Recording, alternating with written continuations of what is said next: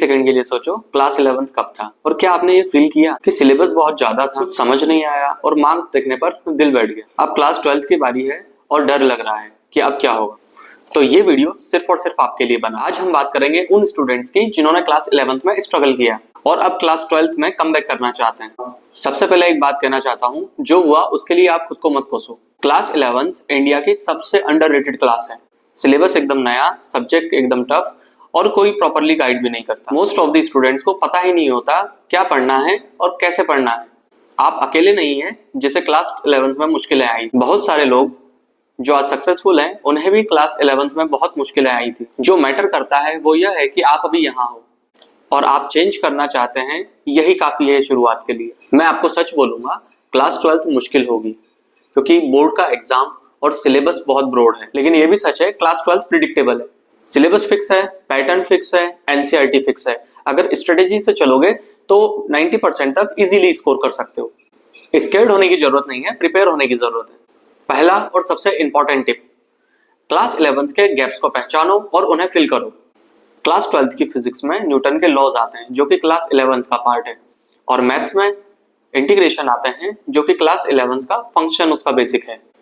अगर फाउंडेशन ही वीक है तो क्लास 12th मुश्किल होने वाली। एक काम करो, अभी अपने वीक टॉपिक्स को पहचानो और लिस्ट बनाओ और 20 से 30 मिनट सिर्फ उन टॉपिक्स को दो और उनके क्वेश्चन प्रैक्टिस करो। बाकी टाइम क्लास 12th को दो। ये है डुअल अप्रोच। क्लास 11th के गैप प्लस 12th का सिलेबस बहुत पावरफुल और कंप्लीटली डुएबल भी है। टिप नंबर 2, एक रियलिस्टिक शेड्यूल बनाओ। परफेक्ट नहीं, रियलिस्टिक। बहुत सारे स्टूडेंट एक टफ टाइम टेबल बनाते हैं, जैसे सुबह 4 बजे जगना, दिन भर 10 घंटे पढ़ना, 2 4 आवर फोकस्ड स्टडी करना। Because quality matters, quantity does not matter.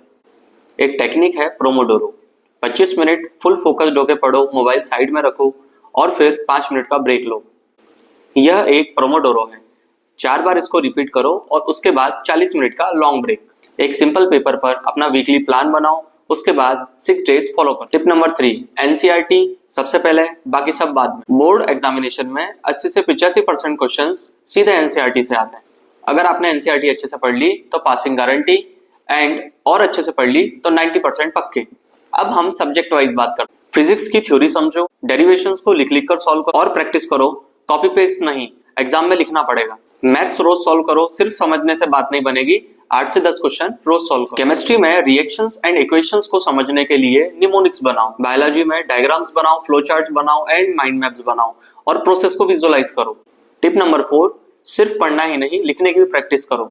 Exam hall में तुम्हें हाथ से लिखना है, वो भी गिवन टाइम में, इसलिए आंसर राइटिंग प्रैक्टिस भी जरूरी है। रोज नहीं, वीक में 2 से 3 बार करो। अक्टूबर नवंबर से प्रीवियस ईयर पेपर्स की प्रैक्टिस शुरू करो।